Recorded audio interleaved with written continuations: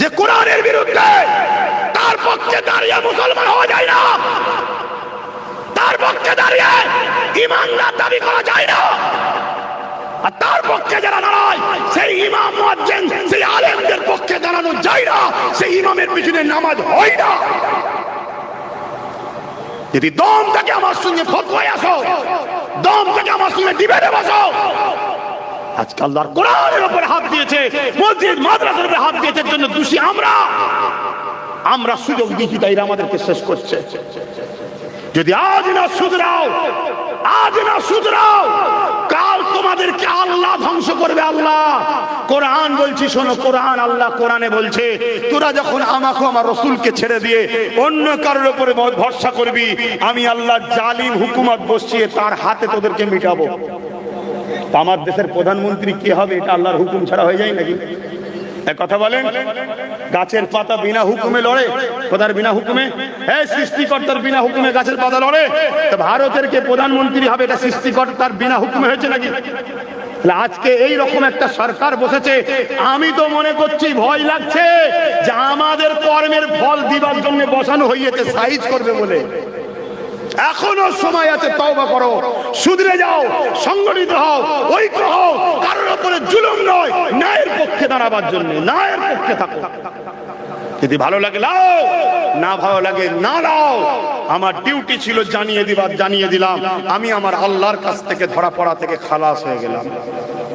কেন এটা গণতান্ত্রিক দেশ, এখানে হাত তোলা যায় না, এখানে মুখে বলতে হয়, তাই মুখে বললাম।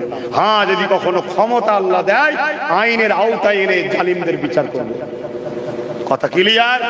এখন আসুন সালাম দেব। ইয়া নবী সালামুন।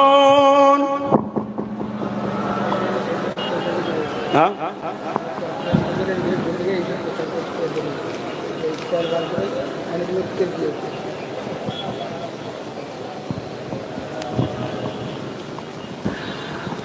মনে রাখবেন বাপজানেরা,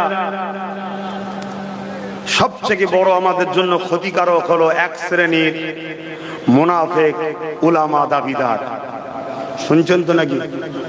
আল্লাহ নবী বলছেন, আল্লাহ নবী বলছেন আখরি জামানায়, এই যুবকরা শুনছো তো, আখরি জামানায় জমিনের উপরে আসমানের নিচে সব থেকে নিকৃষ্ট হবে একদল উলামা দাবিদার।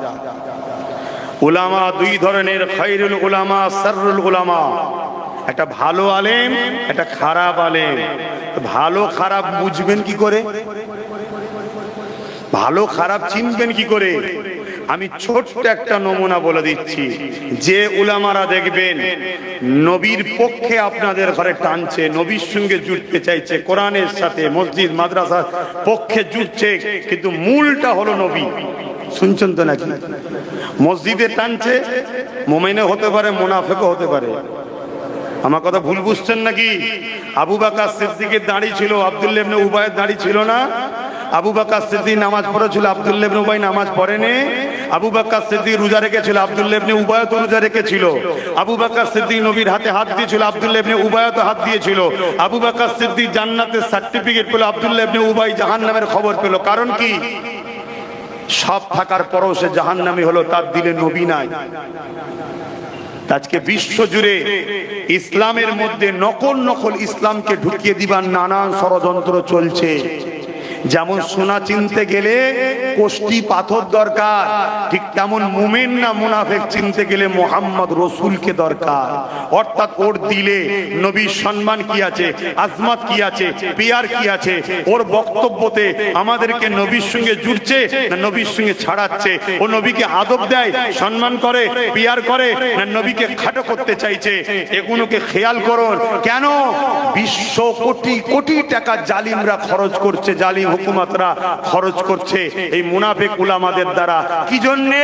যাতে করে তারা আমাদেরকে নামাজ দেবে, রোজা দেবে, দাঁড়ি দেবে, টুপি দেবে, সব দেবে, ভেতর থেকে ঈমানটাকে কেড়ে নেবে। ঈমানটা হলো আমাদের কি ভাই? পাওয়ার। ঈমান কি? পাওয়ার। আজকে আমাদের ঈমান দুর্বল বলেই তো আমাদের মধ্যে পাওয়ার নেই। নাই এক সালাউদ্দিন আইবি 9 বছরের বাচ্চা বলছে মসজিদে আকসা দখল করব। আর আমাদের এত বড় বড় মোল্লা মৌলী সাহেব বলছে ইনাকে সাথে না নিলে কি করে লড়াই করা যায়, এসব ইমানের সমস্যা। কথা শুনছেন তো নাকি? আর ইমান যাদের মজবুত তারা বলবে আল্লাহ ছাড়া কাউকে প্রয়োজন নাই, আল্লাহ যথেষ্ট। জোরে বলুন সুবহানাল্লাহ। তাই এই ইমানদার না মুনাফিক? দাড়ি তো দুটো, টুপি তো দুজনের, হস্ত দুজনের, মুসলমান তো দুজন, মৌলানা তো দুজন দাবি করছে। চিনবেন কি করে? এই চিনার জন্য আল্লাহ নমুনা দিয়েছে। এদের দুজনের মধ্যে দেখ আমার হাবিবের শান, মর্যাদা, আজমাত, রিফাত, আমার হাবিব বিষয়ে তার কতটা মহব্বত আছে দেখ। কথা বুঝছেন তো নাকি?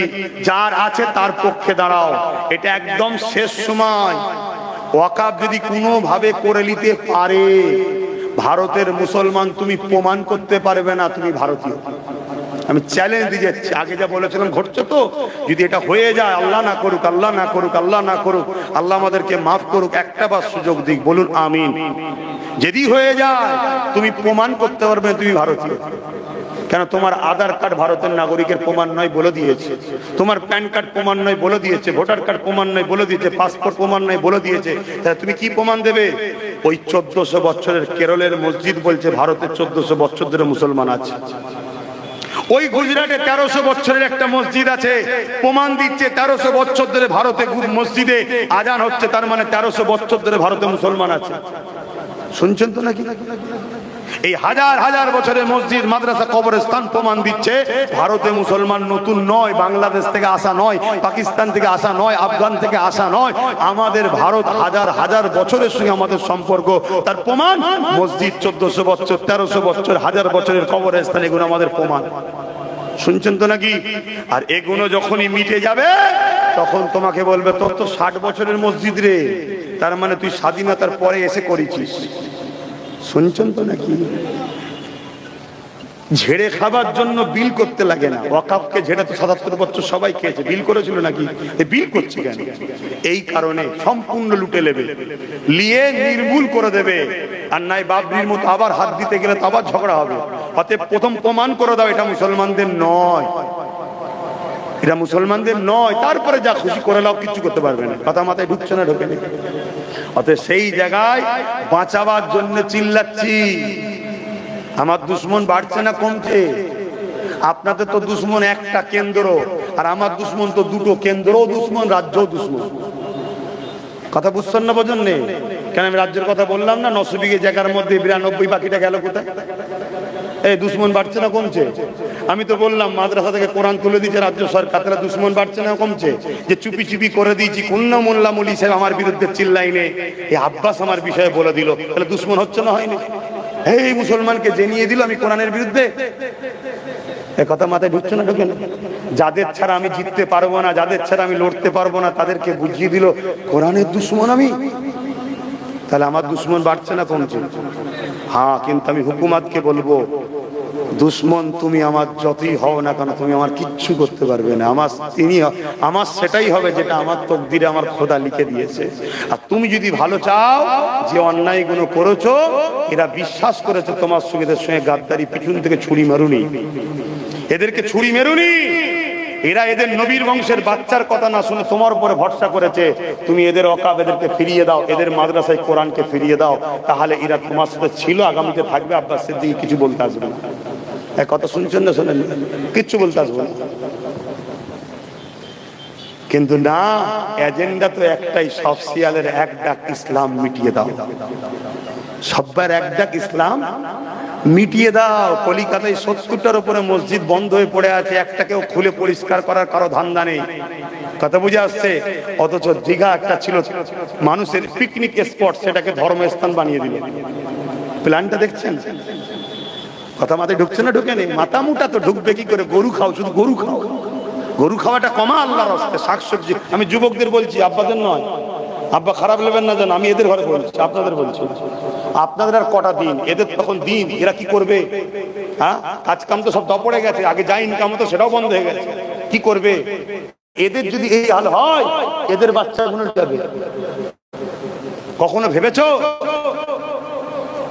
তাই আবার একবার বলতে আবার একবার বলতে শুরু করলাম, এই বাচ্চাগুলোর মুখের দিকে চেয়ে বলছি, এদের ঘরে কি দিয়ে যাবে তোমরা? কি দিয়ে যাবে?